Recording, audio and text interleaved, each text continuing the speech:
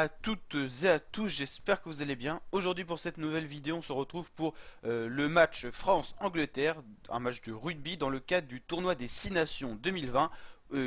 Ouverture de la compétition pour ces deux équipes. On a déjà eu deux matchs qui se sont déroulés donc hier, qui a donné lieu donc à une victoire de l'Irlande face à l'Écosse et une victoire très large des Gallois face aux Italiens qui n'ont pas été capables de marquer un seul point.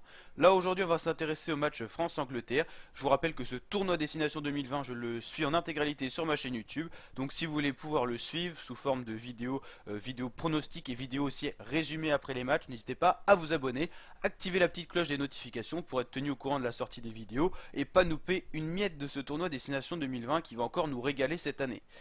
Donc les cotes pour la France et l'Angleterre. La cote de la France elle est à 2,65, la cote de l'Angleterre 1,5. L'Angleterre est donnée favorite de ce match, mais il faut quand même souligner que c'est le match qui donne les cotes les plus serrées sur tous les matchs qu'on a déjà eu. Donc l'Italie avait une cote très élevée parce que ils n'ont pas le même niveau que les Gallois. Écosse-Irlande c'était plus resserré, mais on avait Écosse à 6 de cote à peu près. Donc là c'est vraiment des cotes resserrées qui laissent vraiment supposer que tout peut arriver dans ce match, mais on a quand même une petite tendance à une victoire de l'Angleterre. Si on regarde les précédents résultats, l'Angleterre elle avait battu deux fois la France, mais c'était toujours sur des scores assez serrés. Comme on peut voir face à l'Italie, il n'y avait pas eu photo, mais face à l'Angleterre, enfin Angleterre-France, ça donne toujours lieu à des matchs assez serrés. J'espère que les Français vont être capables de rivaliser face à ces Anglais. La France qui a fait une Coupe du Monde correcte, l'Angleterre un petit peu au-dessus parce qu'ils ont quand même été en finale face aux Springboks où ils ont perdu, mais la finale c'est quand même très très bien.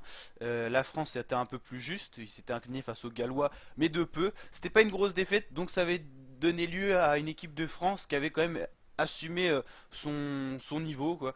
Ils n'avaient pas un niveau excellent, ils ont finalement réussi à faire quelque chose d'assez bien et donc franchement on pouvait pas non plus trop être déçu parce qu'on n'attendait pas énormément de cette équipe de France qui était quand même jugée fragile. Donc voilà. Donc là on va voir si cette équipe de France va être capable d'aller chercher une bonne place dans le tournoi destination. Le gagner c'est peut-être trop demandé parce que voilà la France elle est quand même on va dire en reconstruction. On a de bons joueurs, on a un bon collectif, mais il manque ce petit truc qui pourrait faire la différence. On a toujours une période dans le match où on est moins présent, où le collectif fait plus d'erreurs, des passes manquées, on encaisse des pénalités, on encaisse des points gratuits et c'est pour ça que lors du tournoi Destination 2019 face aux Gallois, la France elle a gagné à la mi-temps je crois un truc genre 15-0 et ils ont été remontés dans la seconde période à cause d'un laxisme défensif, des erreurs et on avait perdu par exemple 17-15, un truc comme ça. Ça s'était vraiment joué à rien et les Gallois avaient remporté le tournoi destination. Donc si la France avait gagné ce match-là, peut-être que le tournoi aurait pu basculer en faveur par exemple de l'équipe de France ou même d'une autre équipe du coup. Donc voilà, ça joue à pas grand-chose. La France elle est capable, mais il faudra juste qu'elle assume un peu plus son rôle. D'un des leaders de ce tournoi destination et il ne faudra pas tout simplement faire d'erreur. Ça serait vraiment important pour entrer dans cette compétition de gagner face à l'Angleterre qui fait partie pour moi des deux équipes les plus fortes après les Gallois. Donc moi en classement, n'hésitez pas à mettre vous votre classement du tournoi destination par rapport au niveau des équipes. Moi je mettrais Angleterre, Pays de Galles, pourquoi pas France au même niveau que l'Irlande et en dessous Écosse et tout dernier Italie. Mais la France, elle peut facilement switcher de la première à la quatrième place, voire encore pire si vraiment elle loupe son tournoi. La France, en fait, c'est un peu l'équipe, elle peut être capable de faire quelque chose, mais on n'est pas sûr, quoi. Que par exemple, les Gallois, on sait pertinemment qu'ils vont faire soit premier, soit deuxième du tournoi destination. L'Angleterre, je dirais soit deuxième, soit troisième. Et la France, c'est l'électron libre. On ne sait pas ce qu'elle va donner parce que la France, elle peut être surprenante dans le bon sens comme dans le mauvais sens.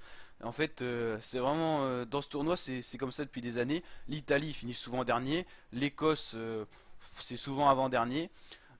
France, mais aussi Irlande, c'est un peu les électrons libres. On peut les retrouver à n'importe quelle place du classement. Bon, peut-être pas la dernière non plus.